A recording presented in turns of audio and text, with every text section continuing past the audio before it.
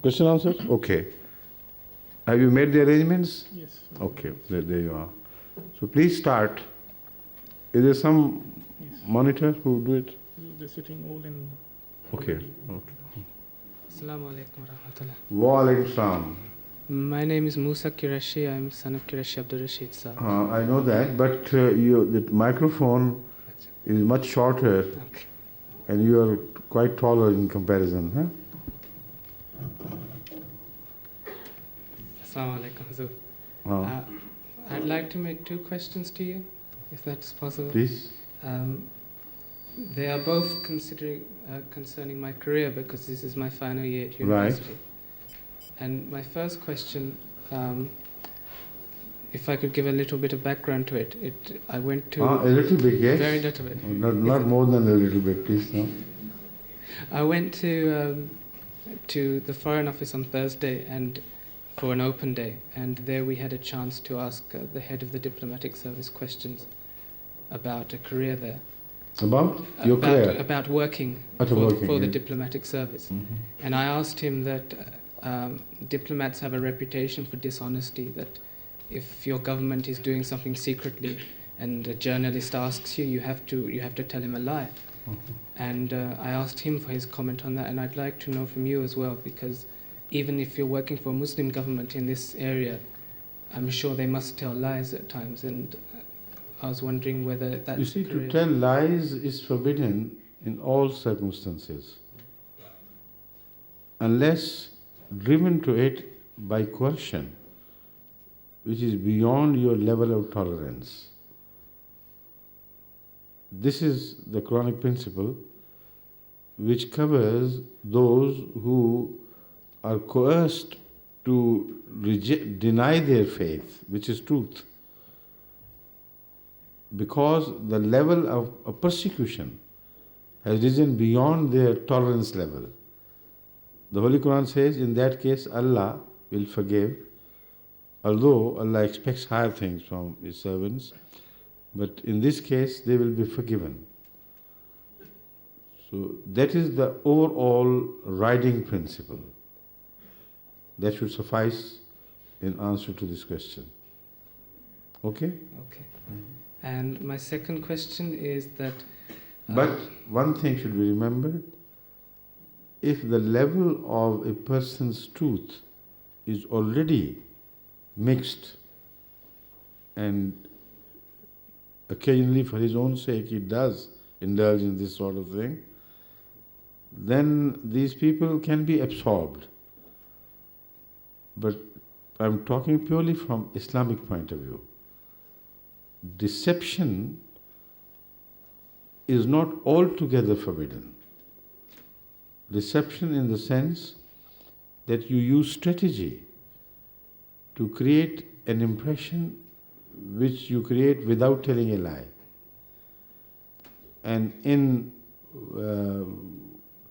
wars and also in Cold Wars, such situations do develop where one has to use his superior intelligence to mislead someone without telling a lie.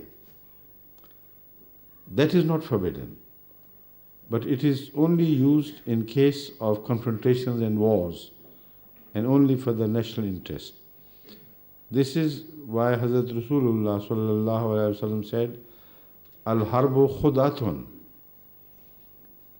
During wars, strategy has to be employed. It's permissible.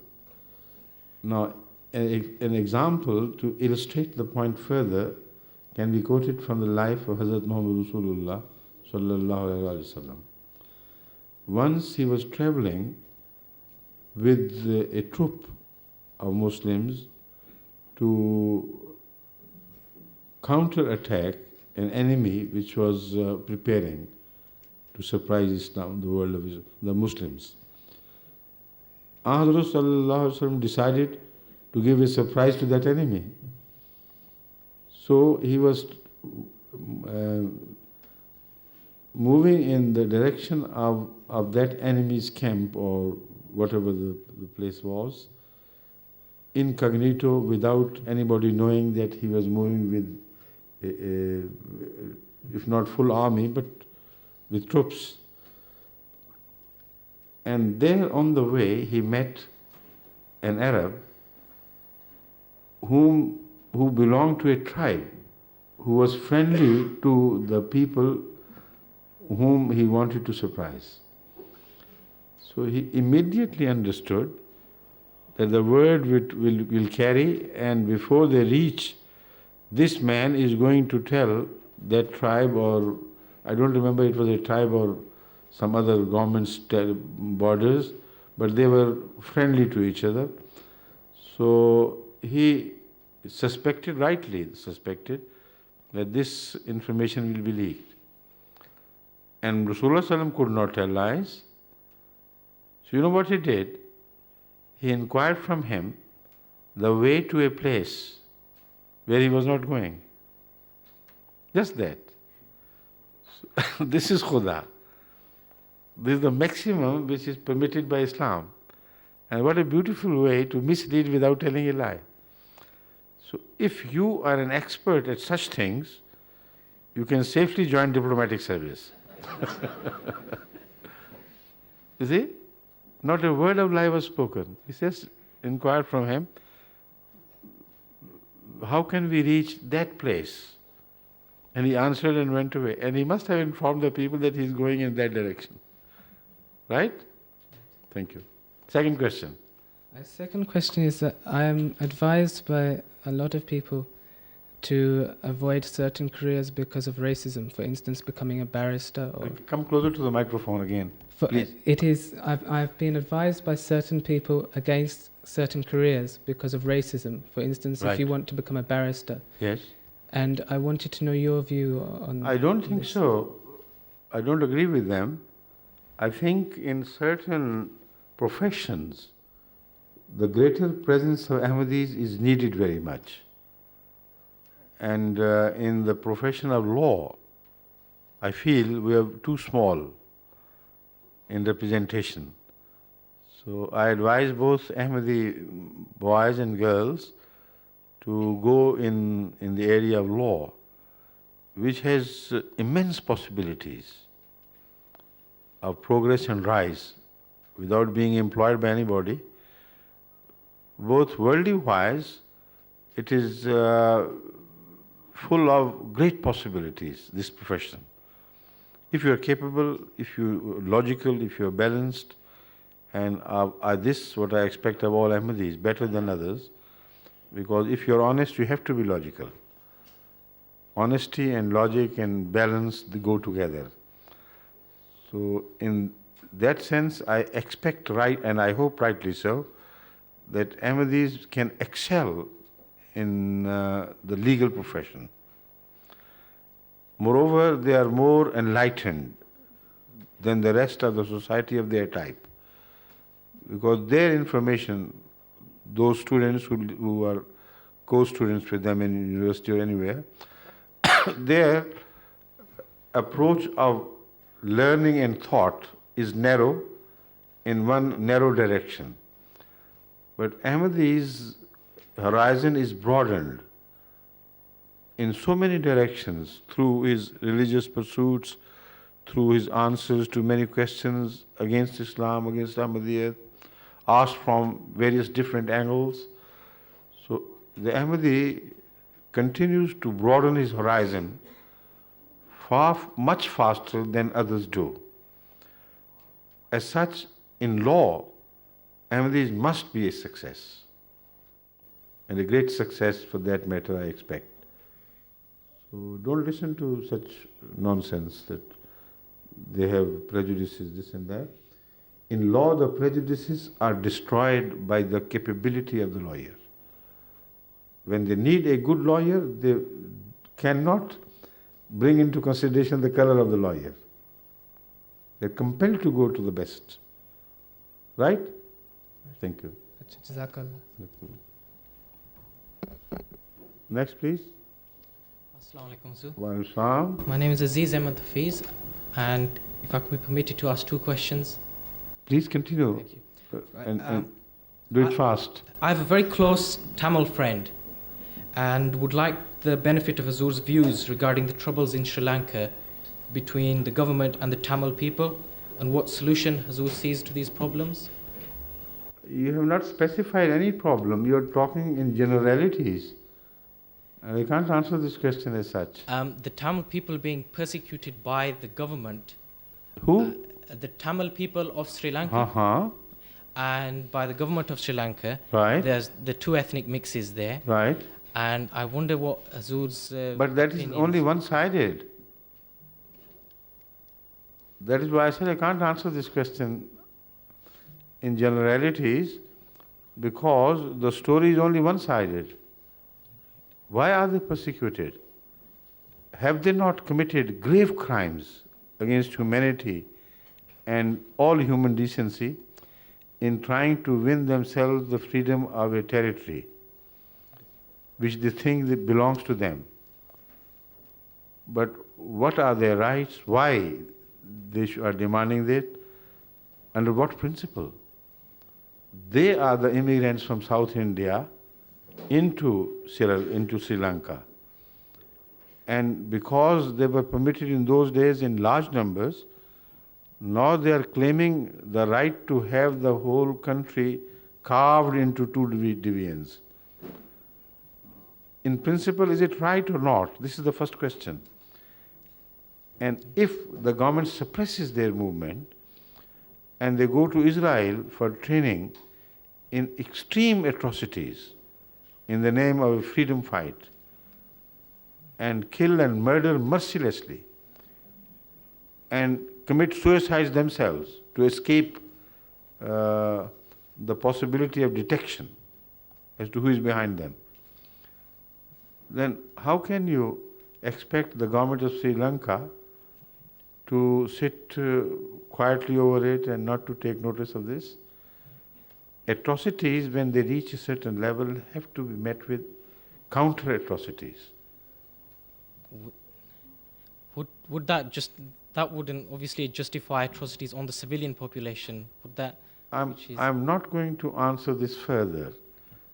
I have already told you that we don't know much about the whole situation. We are not in a position to decide.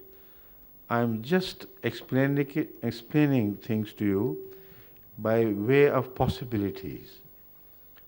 To what manner the government has exceeded her limits, and to what manner the Tamils have earned the wrath of the government to be justified, we don't know. Thank you. Can I ask my second question? Recently, there was a case in the United Kingdom where a lady requested to be allowed to use her dead husband's sperm to fertilize an egg to conceive a child. What that is about? Recently, there was a lady asked that her dead husband's sperms can be used for conceiving. I have also heard of that. So, There was ranging views on this. you see, the death of a husband automatically dissolves the marriage. Because if it were not so, then the lady could not be permitted by law to marry again.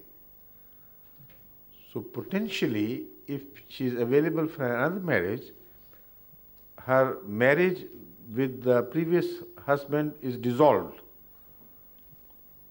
So if she must go to the dead for seeking a child's birth, then she could go to any grave. You see? The question of husband and wife finishes with death. Jazakallah. Assalamu alaikum, Hazur. Wa alaikum assalam, Mr. Mauritian. My name is Shahid Banu, and I always had this question which says that Hazrat Sulaiman alayhi salam used to talk to animals, and what was the reason that he was given this favor? You see, you are taking too literally the description of the reign of Hazrat Sulaiman, which is done in parables. If you take it literally, then the whole image of that age will be completely distorted out of shape. And he would not be in line with the other prophets of God. While the Holy Quran repeatedly reminds us that all prophets of God have followed the same sunnah. You see? So those references which you have, that reference which you have made has been misunderstood and misinterpreted by people who have taken this thing too literally. Right?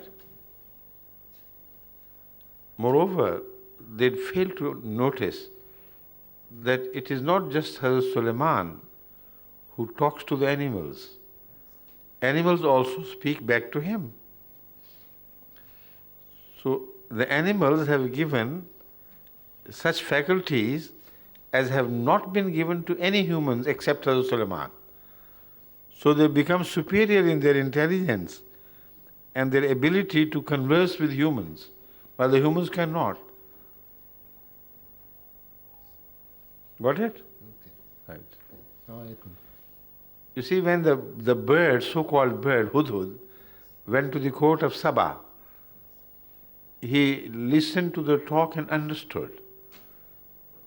Why I am pointing out at that is that somebody may mislead you by suggesting that because Hazrat Suleiman understood the language of the animals, so the animals spoke their own language, and they didn't have to learn the language which humans speak. But what in the case of that bird, who went to the court of Saba and understood every word which was said between them, among them. So that means he was another Solomon who understood the language of humans and others. This is impossible. It will turn the whole system of humans and animals and philosophy behind their differences into topsy-turvy. Right? Please. Assalamualaikum. Where have you been all these years? Just busy with my studies. Huh? Busy with my studies, Hazur. Very busy. I'm at namaz every day, though. Hazur,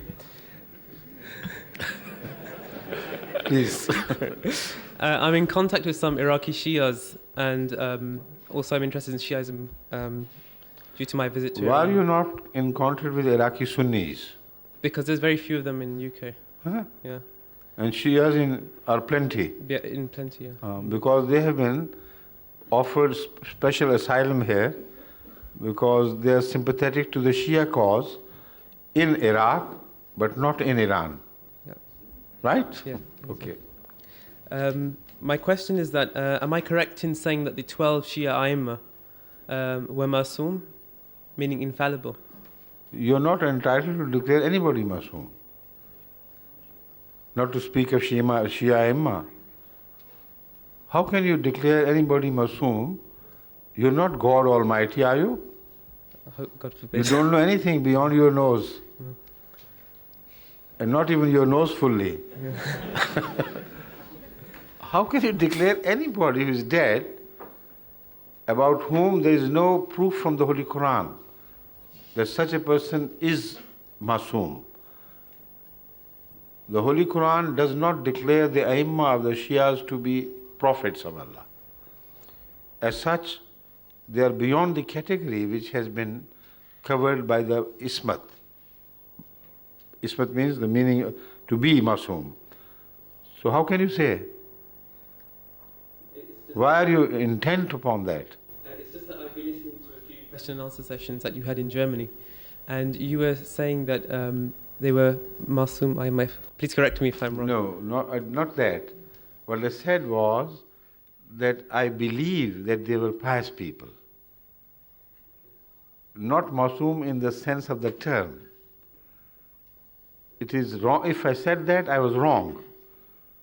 Because to my knowledge, except for the prophets, nobody else's Masumiyat is guaranteed by the Quran, although it is possible that non-prophets are also Masum.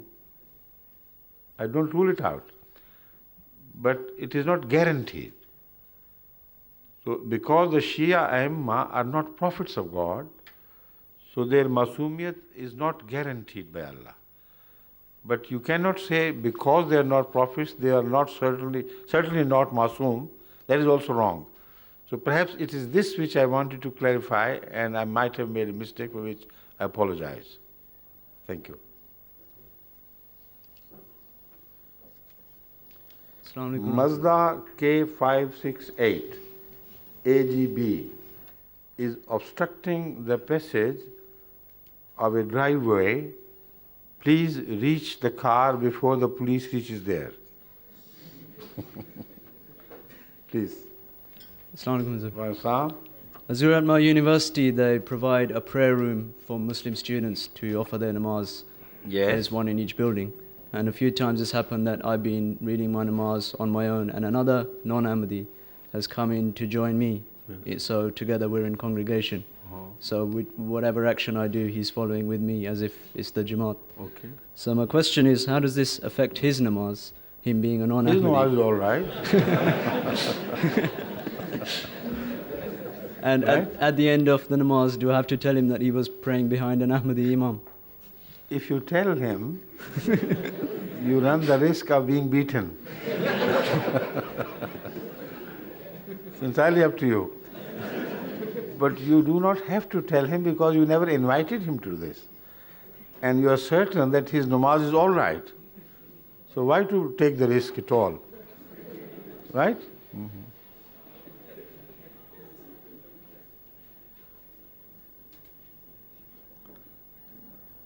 Assalamu alaikum, Azur. Yes, Sardar Sahib. What is your question? So my question is that if there's an MD student, boy or a girl, at university who is acting in an inappropriate manner, how should we admonish them to bring them back to the right path, Sirat al-Mustaqim? Manage to do what? How should we admonish them? Admonish those who do not follow the right path. Yeah, Ahmadi Muslim boys and girls. And the Muslim. First of all, you better quietly address them or write to them that you are behaving in a manner which does not behove you. Better things are expected of you. Particularly those who know you are Ahmadi, they will be misled. They will be led away from Ahmadiyyat because of your conduct. So please take care of yourself. When you have done that and it does not produce any result, then you have a right to write about what you have noticed, about them, what you have noticed, to their parents first. And tell them, give your full address. Tell them, this is what I have discovered, this is what I have been telling them. No response. So I request you to take better care of your children. If that does not work, then go to the administration. And again, keeping quiet, without spreading the word to yourself, without passing it to anybody else. Be careful in not talking loosely of whatever you have found. And then pass it on to the Amir Sahib or better Amir Sahib directly, because the local Sadaran may not be able to guard the secret as securely as the Amir can. So let him take the proper measures, but also you should always pray for such people. Sometimes people forget the importance of the prayer, which is not just a matter of formality. It is a reality. So powerful a reality that it can move mountains. In the sense that great difficulties, impossible journeys, or impossible hurdles can be successfully scaled if a man believes in prayer and seeks Allah's help. So it all depends on your real concern. If you're concerned for a misled child and you feel the pain and pray in that state of concern, I'm sure that prayer will be heard and you will begin to see changes. These are all the possible measures which you should take in such cases. Thank you.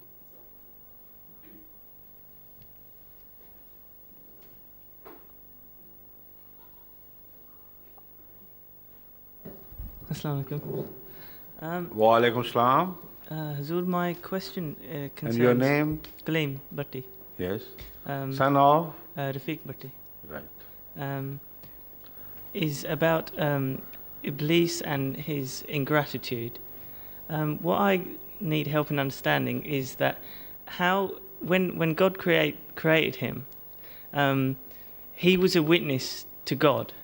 He will be? He was a witness to Allah. And so how could he dedicate himself to evil or rebel? I can't understand, because he knew that one day he would have to go back to God. And when you are obliged to someone, you can't conceive him to be ingrate, that is, ungrateful. Is that the logic behind this question? Yes. Huh? Have you never been ungrateful to your parents? yeah, I've been ungrateful, many times. Yeah. Throughout? Yeah. Consistently? No, maybe that's what they'll say. You have to make a choice Yeah. between gratefulness and a lie. It is wrong to say that children are always grateful to whatever is done by favors by their parents to them. So the question has no logic. But the question should have been asked in a different way. The question is, has God created evil himself? If he has not created evil, then how could Satan become evil of himself? Right? This is right. But the philosophy of good and evil has to be understood before you grasp the whole thing. What is death? Absence of life. And yet Allah says He has created life and death. Death in the negative sense. What is night? The absence of day. But night in itself has no substance. The substance belongs to the light of the sun, which if it does not reach a certain part of the world, it creates the illusion as if a new thing is created, while darkness is not created. It is a negative value. It's an automatic appearance of another pole. So anyone who has created light cannot be held responsible for shadows and darknesses and nights, etc. Because whoever turns his back to the sun or closes his eyes to light, it is the same thing for him, whether it is darkness which envelops him or whether he cannot see the light. Practically it is the same thing. So the evil should be understood in this context. Satan, number one, is not that sort of person which you visualize. It could have been, but according to Hazrat Muhammad Rasulullah sallallahu alaihi wasallam, the real significant Satan is the one which runs in your blood and which runs in the blood of every human being. But it is not one single person who does it. Everybody has his own Satan. What does it mean? Propensity to do evil. And that is in every human. When Hazrat Rasulullah sallallahu alaihi wasallam enlightened his companions to this fantastic thing, which had never been described in religious history like this, one of the listeners to this discourse inquired from him, Ya Rasulullah, do you also have a Satan running in your blood? He said, yes. I'm a human, of course I have. But that Satan has become a Muslim. So it is the most fantastic statement, full of such wisdom, that for the Satan to be permanently wrong is not a decree of God. Every human Satan can turn into Muslims. And many a Satan in the time of Hazrat Muhammad ﷺ, following him also turned into Muslims. So it's not a permanent quality created by God of evil, which cannot turn into goodness. It is, in a nutshell, the propensity to turn one's back to goodness. And there, the consequences of one's turning his back to the goodness are not the responsibility of the Creator. Right? Thank you.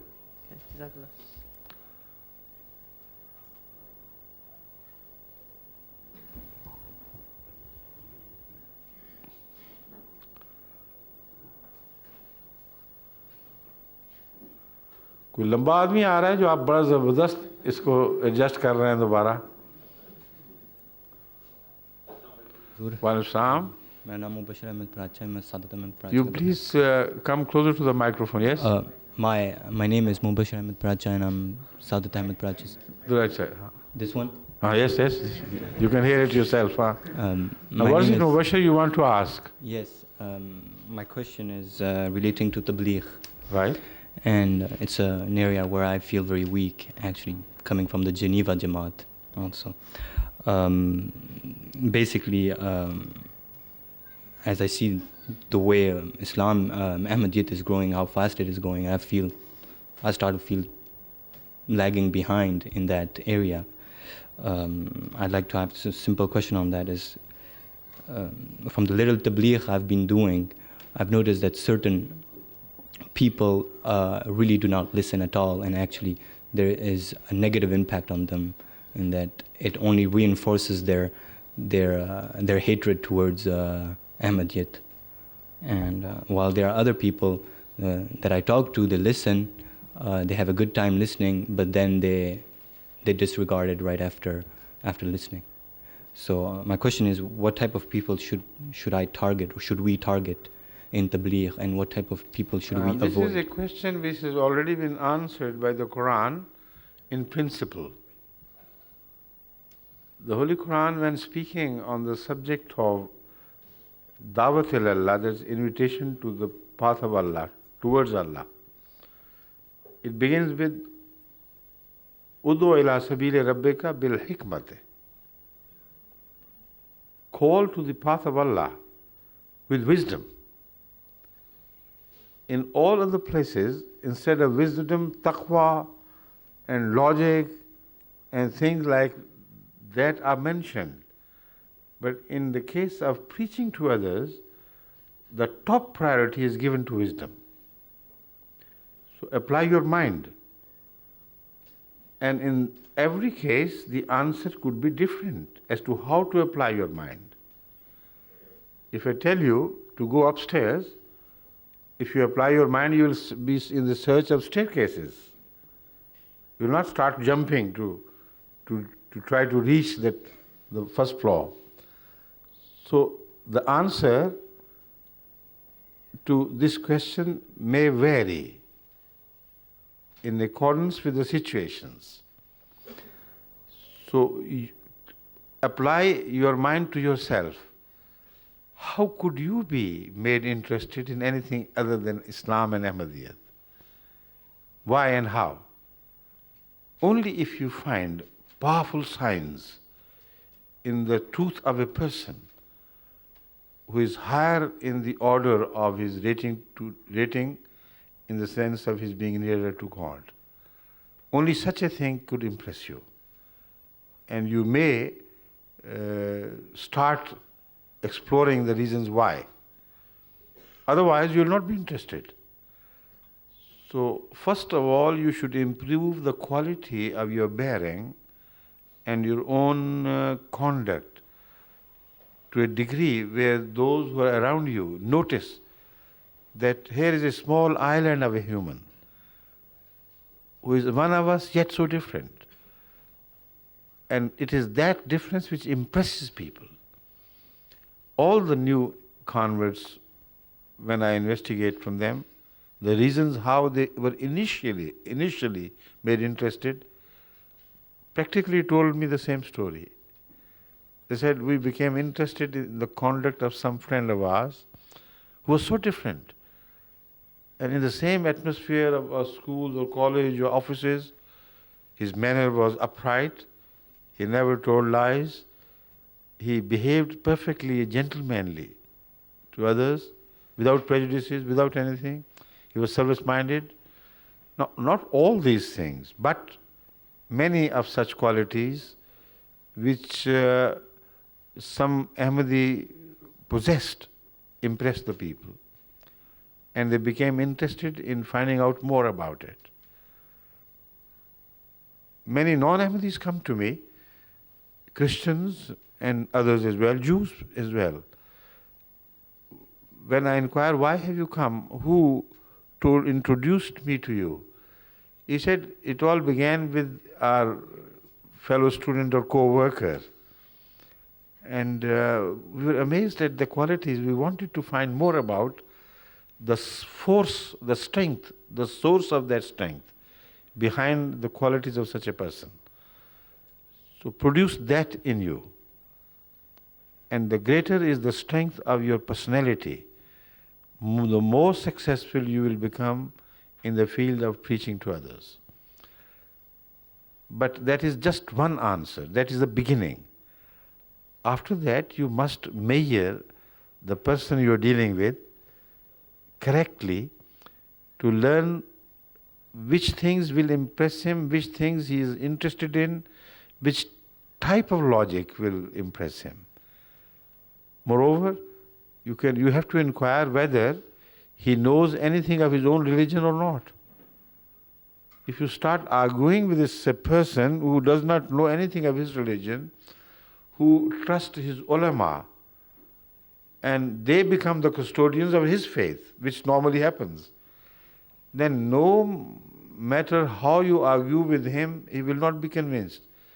Because he'll always have a suspicion in his mind, lurking somewhere, that he's talking of the Quran all right, but maybe he's wrong.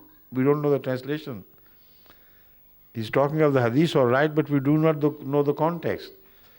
So they listen, they are rendered without an answer, nonplussed, because their own personal knowledge is not enough. But that does not mean that they will be converted. They will convert only if they are truly, deeply convinced. And that does not happen in the case of ignorant people. They can't be convinced unless they hear from their own sources.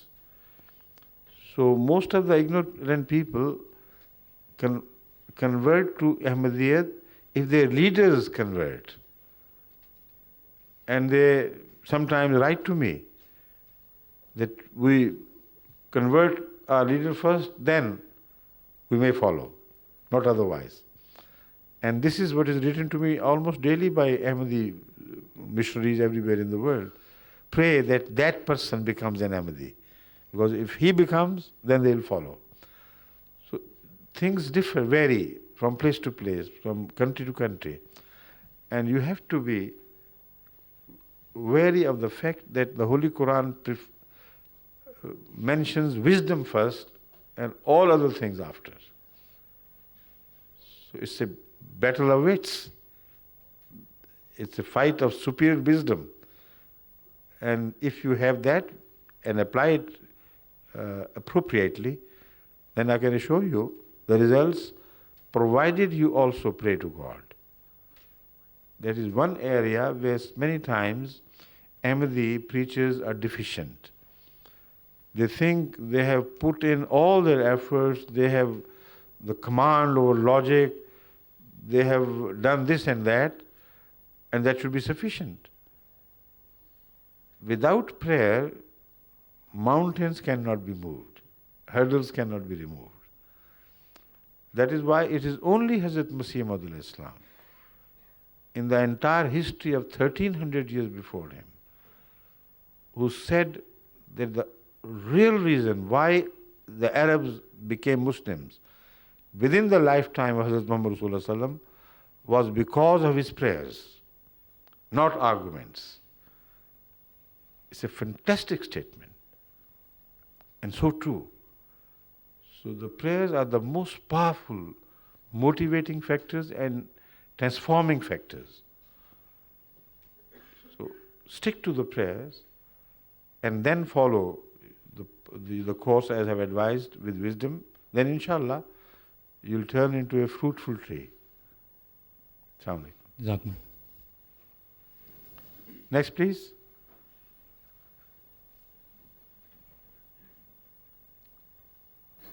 Alaikum Hazur. Assalamualaikum. Wa alaikum salam. How are you, Bhatti Sahib? Today is the day of the Bhattis. No, Shah. You know, they Shah. have outnumbered all other questioners. The Shah. Shah. No, Bhatti. Shah. Your mother is Bhatti.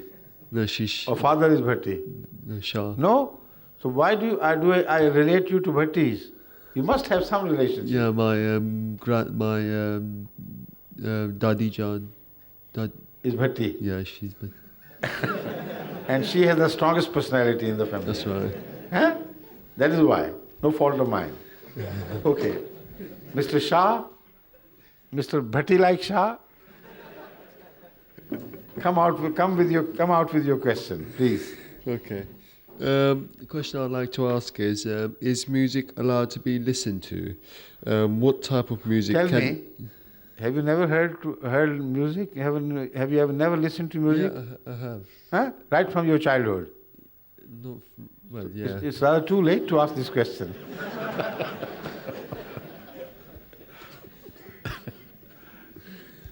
See, these small, minor things, if they are brought up for discussion in such serious or semi-serious meetings, they will turn it into gloomily serious, because the answers may put you off and make life very difficult to live with. And this is the advice of the Holy Quran. Look at the perfection of the book. Fantastic. Unbelievable. The Holy Quran says, La tasalu an ashya in tubdalakum tasukum. Don't have the habit of asking too many questions. Some of those, when answered, will create difficulties for you. If the Quran says that, how can I act otherwise? Okay? Thank you. But don't be given up to music. This is my advice. This is wrong. This can lead into shirk. That's a different story altogether. You know, to listen to music occasionally, like all humans do. I have done it. I have confessed it in the book written by Ian Adamson. I said, yes, I used to, when I was a student here, I used to listen to music. And this astounded many Ahmadis, particularly from India, from an area where they were very rigid. And when I visited Qadian, they came, did you listen to music? I said, yes. This humble, sinful servant is before you. I did. And he was so shocked. He repeatedly asked me. I say, I did, but I believe you also have been listening to music. And that is so. Recently, someone wrote to me a question from Pakistan, that you are talking of MTA, it is this, that did this, it has done this, it has done that. But don't you know the damage you are doing to the Ahmadi morals by permitting Ahmadi girls to sing on MTA? And the Ahmadis listen to the girls' voices. So I wrote back to him, I said, look here, honest to God, tell me, if you have never heard film songs sung by wayward women whose chastity cannot be guaranteed, the songs which are in fact immoral, and you have heard them sung with music. All your life you have been doing it. In all Ahmadi houses, there is not a single person who has never heard to such music. Many do it regularly and they don't mind it. They put the Pakistan television on and sing and see the girls singing such songs. This is the reality. You want to turn me into a hypocrite? While what MTA is doing is, with all the possible cares and measures to protect the morals of the people who listen to these songs. Because the subject of the songs is so wonderful. Hamdo sana usi ko, jo zaat javedani. Hum sar nahi hai uska, koi na koi sa nahi. It would require a very corrupt man to turn his thoughts into the sexual pursuit by hearing this song, Hamdo sana usi ko, jo zaat javedani. If an Ahmadi woman or man, boy or girl, listen to La ilaha illallah, La ilaha illallah, you know that most wonderful song. Dard dil ki dua, La ilaha illallah. Qareeb tha ke main gir jaऊं बारिशियां से, बना है lake आसा, La ilaha illallah. Can any man believe by the remotest possibility of his fancy that a man listening to this song, because it is sung by a girl, would be misled into bad deeds? You should apply your common sense. Singing cannot be altogether banned. Not even singing by women and listening of men to the women's voice. It depends on the intentions, it depends on the style of singing, it depends on the contents of the singing.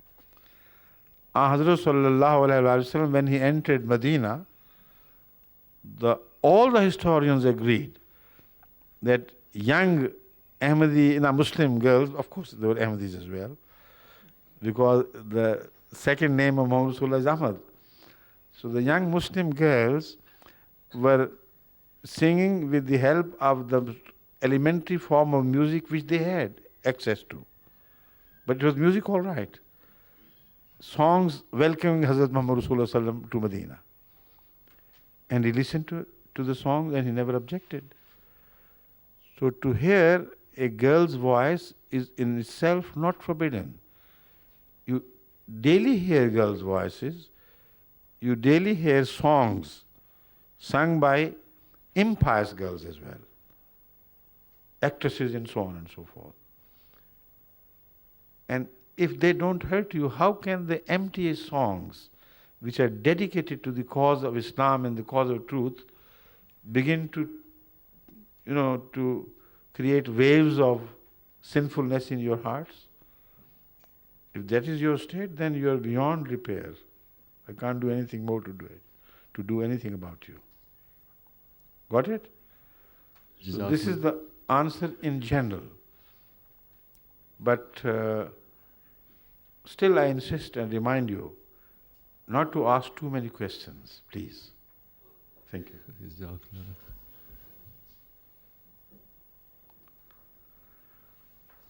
Walaikum Salam.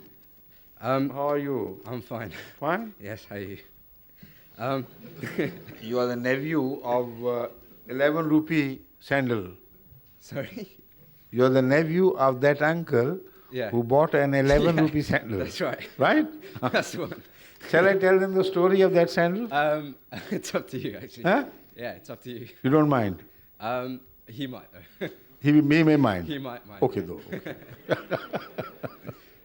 Right. one of the topics that was raised today was on the Western pub culture.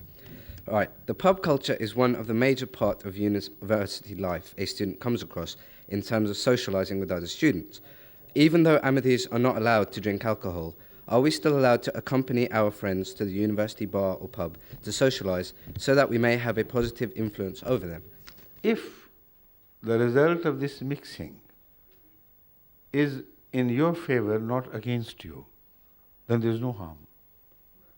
Right? Okay. So but if in the excuse of mixing and creating a good impression upon them, you become the recipient of impressions, then it is wrong. Right. Occasionally, when I was a student in the university, I also did it. I once attended a party given by the school in which students were expected to participate. And among other things, they also danced there, they drank, but I didn't touch anything, I never danced. And told them that I don't approve of it, it's wrong in principle. So some of the boys were influenced by me. And they left alcohol, left dancing, and make a circle around me. Because they thought there was some weight in what I was saying. So if you have that winning character with the grace of Allah, if you are certain that you will not be unduly influenced by the evil, then this is the task of a believer, to transform things around him. Okay? There was another question. But the time is already over. All right. So I see my Urdu class children moving around here and there. Okay. Oh, look, somebody is watching from there. Eh? Right. So I'll avoid Their this. time has started. Right. Your time is over. Okay. Thank you. Jazakumullah. Jazakumullah. You have given them too small a time. You should have started earlier, by 6 o'clock or thereabout. Eh? Next time, inshallah, this is our first experience of getting together as Ahmadi students, university students. And I would love the Sadr Sahib to promote this type of meeting in future. Whenever I visit other countries, I always have such sessions with Ahmadi students of different ages. And I found this very productive with the grace of Allah. So this is our first experiment. I hope it is successful, and inshallah, in future I'll be available. Right? Assalamu alaikum wa rahmatullah.